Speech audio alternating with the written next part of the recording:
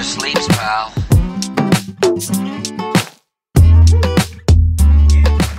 Welcome to Money Never Sleeps, a podcast that looks inside the head of entrepreneurs and at what makes them do what they do. A wise person once said, "The world is more malleable than you think, and it's just waiting for you to hammer it into shape." We talk to entrepreneurs doing just that and try to find out why. I'm Pete Townsend, and this is our 11th episode of Money Never Sleeps, a podcast kindly sponsored by Top Tier Recruitment, a specialist recruitment consultancy in fintech and financial services.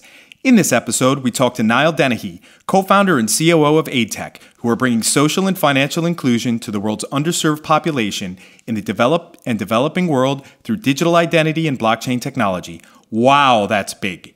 Owen is very well versed in what AidTech are doing through his own work, but this was my first time sitting down with Niall, or so I thought. As it turns out, Niall used to busk, which is singing for tips, on the streets of Galway round about the time I was hanging out there at the turn of the millennium. If it wasn't me that stopped to listen to Niall singing U2 or Oasis, one of my Galway friends certainly did. And that's one of the best things about Ireland. It's not 6 degrees of separation, but 2, which really helps when you're an entrepreneur. But before I ramble into song and verse, on with the show. Welcome to the 11th episode of Money Never Sleeps. We're here in the offices of Top Tier Recruitment in Dublin. I'm Pete Townsend. And I'm Owen Fitzgerald. And we're here with Niall Dennehy, the co-founder and COO of AidTech. Absolutely great to be here, and I want to say it must be the money. Thanks, Niall. That's awesome. Love the soundbite. Listen, just to get us started, tell us a bit about AidTech and what it is that you do. I will do. So AidTech, we are a for-profit company. We're driven by a social mission, and the mission of AidTech is to bring social and financial inclusion to the undocumented and the underserved. And we believe the best way, pound for pound, bar none, is to use digital identity based on blockchain technology to do that. Because right now in the world today, there are 2.4 billion people who haven't got any form of identity, and we are bringing identity to the masses. It sounds like you're trying to change the world.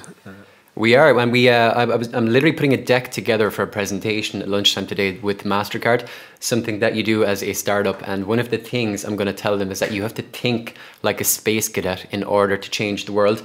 One guy that we took a lot of inspiration from was a guy called Pete Diamandis, and that guy is literally trying to bring asteroids down from space and mine them because they contain $4.4 trillion worth of iron ore, and that is the same amount of money that goes missing each year because of fraud, corruption, and a lack of transparency, and that is something that AidTech is hell-bent on solving. 5.4 trillion. 4.4. 4.4 trillion. $4.4 trillion. Think like a space cadet. Do that again. What's... Well, you got to be a bit deluded, as you guys know. To be absolutely. In a startup, you got to have rational delusion. Yeah, it's the right version of crazy, I think. Very much on the healthy side of crazy, we believe we are. But look, we other people, you guys might be better positioned to let us know if that is the case. You know us quite long now, Owen. Well, you're going to do a presentation after this, right? You said you were just doing the slides. Literally putting the deck together. PowerPoint or Prezi? It's got to be Prezi all the way. Prezi all the way. If you want to tell a story like Irish people are good at, then we believe you've got to use a storyboard, and craft a story is an important thing. But I think we're getting quite good at that in Ireland too, telling the story. And you had a Prezi geared business before you started with AidTech, right? Yeah, myself and my good friend, he's not here today. He's on a flight to Geneva right now. My co-founder Joe.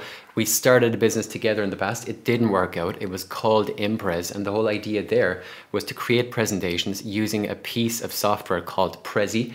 We saw a gap in the market, but like anything, we found out that we, rather than being our own bosses, and I should say the reason that we created that company was, number 1, to make some money. Number 2 was to have a bit of fun. And number 3 was not to have a boss.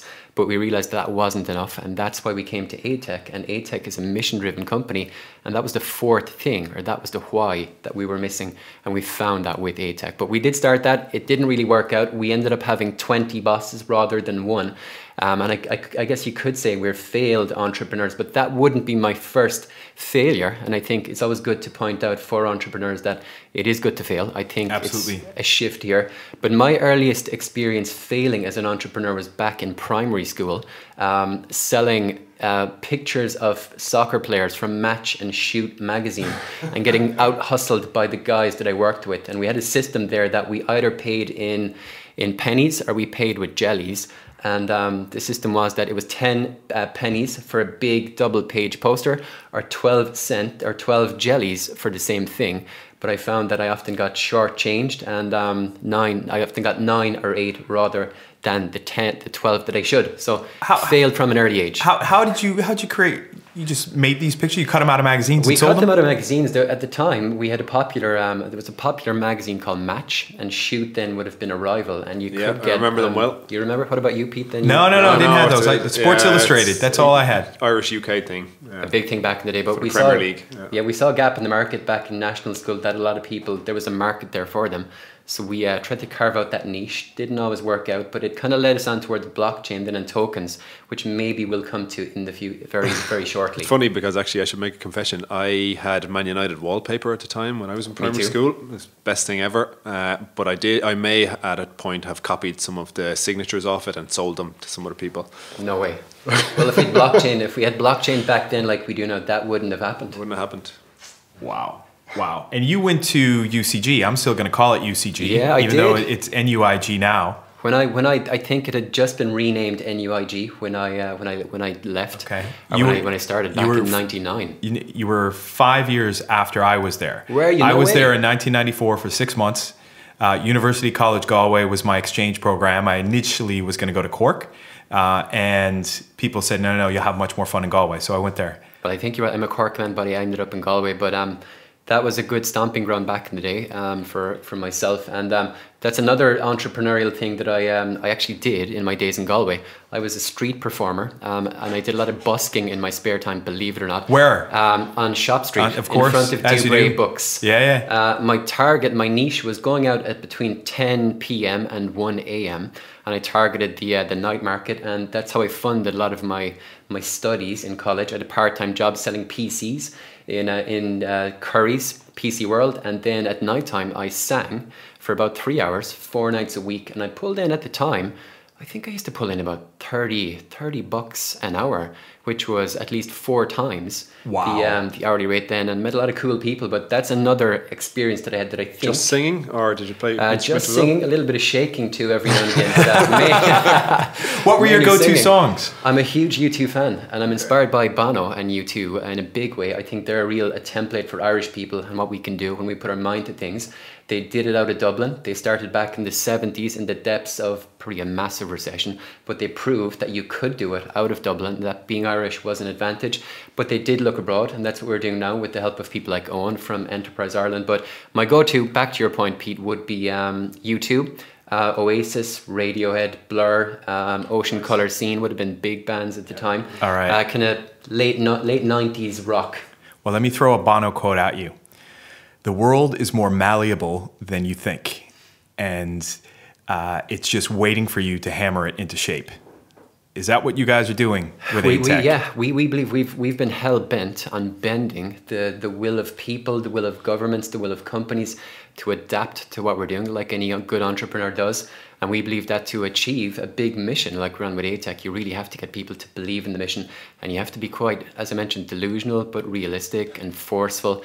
And I guess you got to be the hammer that will, force something to be malleable, as Bono might put it. Then, but that's what you need. And I think you put it well, Pete, at your start of your show. And if I can quote you, you said something like that: if you're not taking notes in the middle of the night about your startup, you're not cut out to do it. And I hope the passion that we genuinely have is coming across on the podcast right now. But I would agree with Bono 100%. Let me ask you then, so obviously, look, I've met yourself and Joseph a lot, and we've worked together on a few things, and the passion is there from the outset. It's big time, evident today. Oh, yeah. But how do you keep that going all the time? So when we spoke to Brian Norton, I'd worked with him before, and one of the things that was, the company was his company, was in his image, but when he wasn't having a good day, you could see it in the company. How do you keep that passion and energy going on the bad days? Yeah, like we think about the people that we're helping every day. It sounds a little bit cheesy, but we're doing it. And again, to give you a concrete example, there aren't many real world applications of blockchain out there right now. Nothing is scalable. Pete, I know you do great work with the 11FS guys, and I'm a huge fan of the Blockchain Insider. Shout out to them too. Not to take away from Money Never Sleeps, which will be, as good, if not better, than that podcast. But we literally we're driven by the mission, and the mission really is the thing that will get us up out of bed.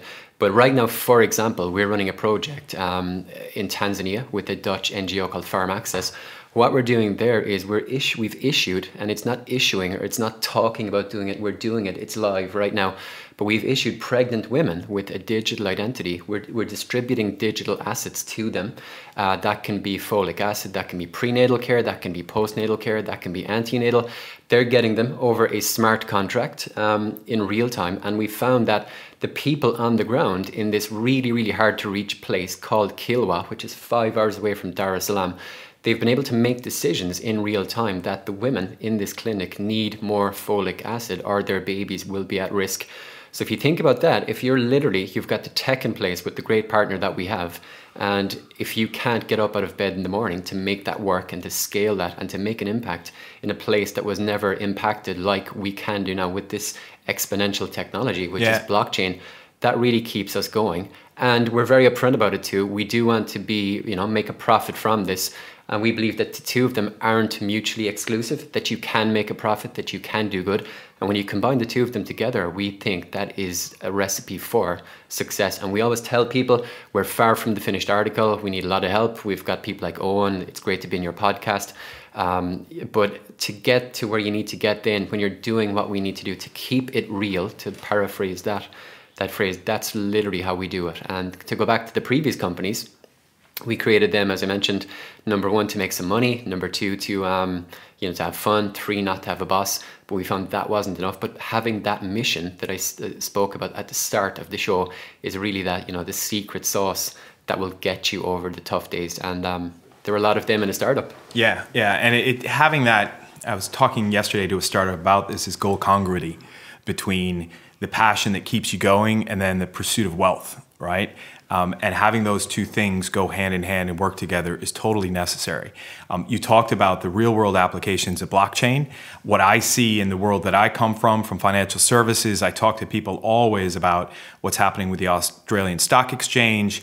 There's a provider called Calistone that are doing something interesting. The DTCC with the derivatives warehouse is quite interesting. And there's 3 or 4 others where you'll only really recognize it as a realistic use case and as something that is going live in the next year to 2 if you start to notice the patterns between the different providers and who they're doing, what they're doing.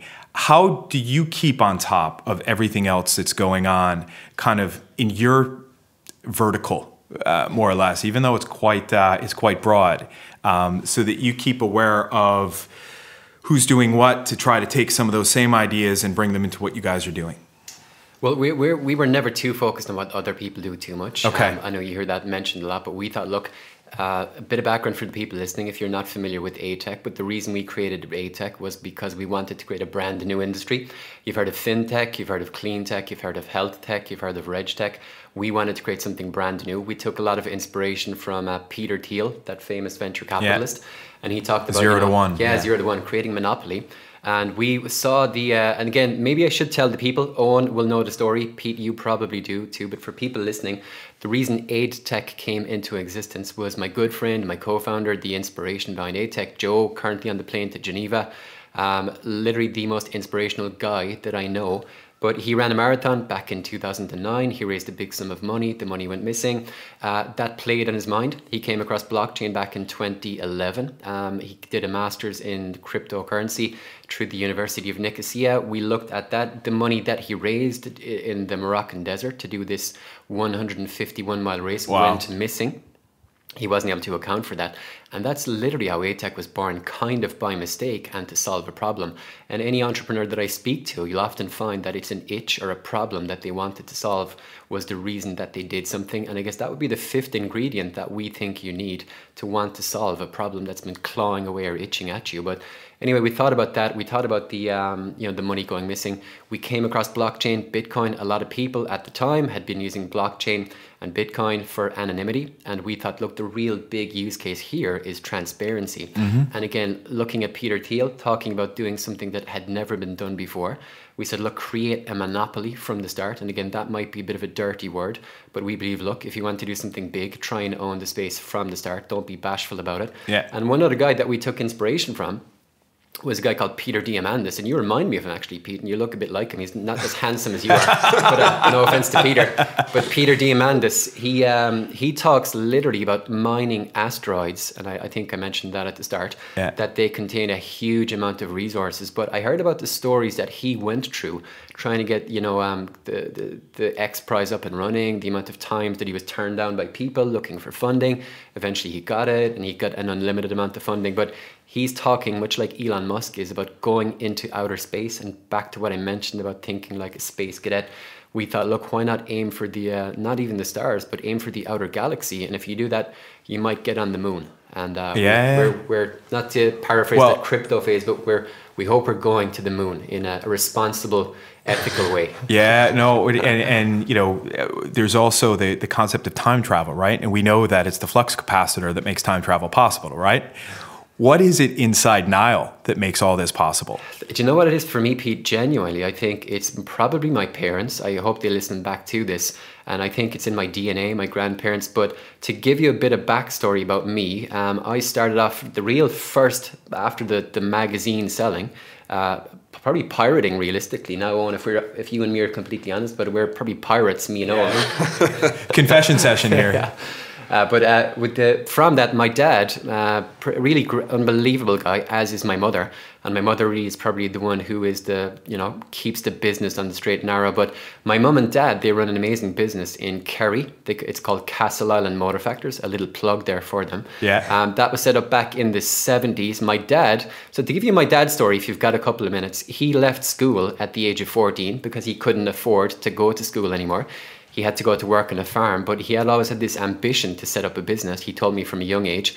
And what he did then, he started selling bread out of the back of a van when he was 17. And I always joked that he could sell bread to a bakery. He would go in and he would do that. He still can. But he set up a business then. He took it, he scaled it up a bit further. This was the 70s in Ireland. He hired a truck. He started selling car parts out of the back of a truck. He went from garage to garage because there was better markup in car parts than there was with bread. And then he set up a business, and from the earliest age that I can remember, literally I can recall not being able to see over the counter of his business and my mother's business, dealing with people like farmers, mechanics, trying to sell them something. And if you've ever tried to sell car parts, it's a difficult game, but I think they perfected the art of that. But my mother will tell you that her father, my grandfather, was a humble farmer, but he was one of the guys who initially set up Kerry Co-op, 14 farmers in Ireland. That's a multi-billion-dollar company. And again, he was driven by a bit of a mission like we are to enable farmers to obtain products at a discounted rate. But really for them, and wanting to emulate what they did and continue to be inspired by them, they fought through recessions. The business is still going strong down there. But really, I think it was my parents, and I had been an entrepreneur without even knowing it. And then I had the good fortune of, striking up a great partnership with my co-founder, Joe. We worked together back in 2005 in Ericsson, traveling the world. My very first recollection of Joe was, talking about doing an Ironman triathlon and wanting to set up a business eventually, and it all came together. But I think ultimately it's probably in the DNA somewhere. And I took a lot of inspiration and still do. And they have been there for me a lot in the, the dark times that you do have as an entrepreneur, running on empty, running out of cash, getting cash infusions. We've all been there, the friends, the family, the fools. And but I think my parents really are the driving force, and seeing that from them at a really, really early age, not being able to see over the counter, working summers through college, everything. Even when the dot-com bubble burst, when I graduated from UCG/NUIG, there was a massive downturn. I went in 99, a bit like Brian Norton. That was a great podcast. He talked about the dot-com, but I'd set up a business actually then back in college in the year 2000, designing websites. We got a few, we got a good bit of traction, but with the dot-com bubble bursting, that didn't really work out. And after college, I ended up back working with my parents in Castle Island Motor Factors. Wow. Before getting a job then in Dublin a year later out of college. And before I did my degree, which was information technology in Galway. That was the hottest course to do. And at the time, I think it was 440 points to get in. And by the time I graduated, that was down to 315. Nobody wanted to do IT. So you ended up with the right people going in for the right reason eventually. But that's a little bit about me, probably more than a little. What lecture hall was that in? Do you remember? Whew, I can't even remember the names now, to be honest with you. Yeah. Yeah, UCG for me, it was always Tynan, just a I think, surprise. What was it called? The concourse, right? That was the and one. And it was like, yeah. It should have been vertical, but it was horizontal because it was just a very long, flat building with loads of lecture halls in it. I was in the row. I did a lot of rowing in NUIG, and believe it or not, at late at night, we sometimes did sprints down through the concourse because we had about a kilometre of running that we were able to do. Did you do Corb Canoe? I never did the canoeing, but I was a part of the NUIG rowing team, probably Okay. the most successful rowing crew in the history of Irish universities back around that time too. And again, if you want to talk about perseverance and personification that you need, then that was another good stomping point for me. Yeah, no. I definitely get that out of you with your family history, with the perseverance, with the industriousness, with the just the commerciality of everything that you do. What else? What are some of the inner qualities that you kind of look when you look in the mirror and you know what's going to come out today? What are some of those personality traits that do it for you? Yeah, for me, I guess I'm a bit of a stubborn, if I can say the word bastard. Yeah, I'm pretty stubborn. Yeah. I do a lot of meditation, a lot of mindfulness that keeps me really calm. And I like to think that myself and Joe at the the helm of AidTech, Joe would be a little bit more fiery than I am, quicker to make a decision, but I would then maybe hold him back from time to time. But at the same time, I can be a bit impatient if I need to be. But I think we balance each other out. But for me, and I think it's always a really good thing to point out, the reason I believe I'm cut out for this game is that I take care of my mind, I take care of my body. I'm big into meditation. I try and do 40 minutes a day, first thing before I go to bed at night time, when I wake up in the morning. If I can, squeeze it in during the day. But again, don't say that too loud because I'm meant to be working very, very hard, as you do in a startup. But for me, meditation and mindfulness, living in the moment and focusing on that big mission and to be calm under times of pressure, for me, I think that's my strength. But again, I know that I probably wouldn't go as far as I would without having the right balance around me. And again, Joe, my co-founder, I keep coming back to him, having the support network. My wife is unbelievable. I've got 2 small kids. I know, Owen, you've got 5. I think you've got 2 as well, Pete. But having a 3, having an understanding wife, who lets you travel, get away with what might be perceived to be murder from a lot of people, but it's that support. Very supportive. That's a nice word. Yes. More than. So big shout out to my beautiful wife Jane and my 2 kids, Charlotte and Cass. But I think being able to be mindful of the situation. That's big. And I think it was one of the more recent episodes we had Lisa White on from Spireworks, and she's a cultural change guru wrapped up in a digital package, right? She's incredible. And we talked about mental health on that episode and how important it can be or how important it is to everybody, but especially the entrepreneur. When, on one day, like you said, you're delusional. On the other day, you're filled with anxiety. Keeping it level through meditation sounds like a fantastic way to do it. Yeah, and I believe with something like meditation, with mindfulness, you can do things like you can relinquish a thought, you can replace a thought, and you can oftentimes reframe a thought. So, for example, if you get knocked back, by a VC, then you maybe reframe that and go, look, maybe it was better to be knocked back by them, replace the thought. Then maybe I should go after the other guys and relinquish it and move on, and not dwell too much on that. And I think you have to do that. I think about the 3 R's. And that's like one of my internal playbooks. But to be able to tap into the playbook, I think you need to be able to do that. And I'm big into neuro-linguistic programming. I won't bring it too much back to psychology, but I was a big marathon guy in the past, and I often tap into the time that I felt most powerful, which was doing a marathon at my best ever marathon back in Berlin, 2014. And if you hear me tapping the table right now here, the guy running the podcast will be really pissed off with me. Thanks, Conan. Sorry, Conan. But by doing that, then that will enable me to tap into a powerful state. So if I'm in a meeting, if I'm in a situation I need to raise my game, tap that table, tap my fingers. That will enable me, like I hope I'm doing right now in the middle of the podcast, to get to that state change. And I guess I'm a bit of a Tony Robbins fan and tapping into the power of now. And Tony Robbins. I love him. Me too. Yeah. No, I step back, and I think I've said this before, and I said, just step back from yourself and see yourself. And what would you do? What would you do if you were somebody, if you were yourself, look at yourself from above, right? And it's just allowing you to step away from the situation. I was struggling with something at 10:30 last night, and I'm like, I'm just going to go sleep on it. You know what? Because I could spend the next hour trying to get through this, but tomorrow morning I'll get through it in 15 minutes. You know what? I did. right? So just you step away from yourself and don't get too caught up in the moment, I think is what you're saying. And back to Bono. Bono, hasn't they released a new song there a few months back, Get Out of Your Own Way. Yeah. And that's what they talk about doing. And I think you have to do it every now and again. Or if you don't, the startup world can probably, can steamroll you if you don't get out of your own way. I think that's a song written to his daughter. Did you know that? No way, didn't know that. Yeah. Right, He okay, wrote a bunch of the songs on that album, or the lyrics of that album, directed to his family, so that there was a record of how he really felt about them because he realized his own mortality in the last few years. Remember that bike accident in New York? Yeah. My kids still say, "Oh, poor Bono, he fell off his bike." My kids 7, 5, and 3, but they know way too much about U2 at this age because of my own, which would be very similar to yours. Pete, I'm having self-doubt now. I thought I was a huge U2 fan and knew everything about them, but you're putting me in my place. And the self-doubt is creeping in, and I can't use the 3 R's or the tapping on the table to relinquish. First time I've experienced doubt in quite a while. Well, can I give you 4 H's and you tell me how you feel about them? Please do. So someone, it was CB Insights that wrote about this recently, and they said that when they look at any entrepreneur, they have 4 criteria that they look at. Happy, helpful, hungry, and humble. Those 4, I kind of look at Ireland and I see those 4 things in spades. Irish people are generally quite happy, aren't they? Mm-hmm. Yeah. Irish people are generally quite helpful. And I think as a nation, we punch above our weight in doing that. Mm-hmm. Irish people are definitely humble, right? Sometimes too humble, yeah. Yeah, exactly.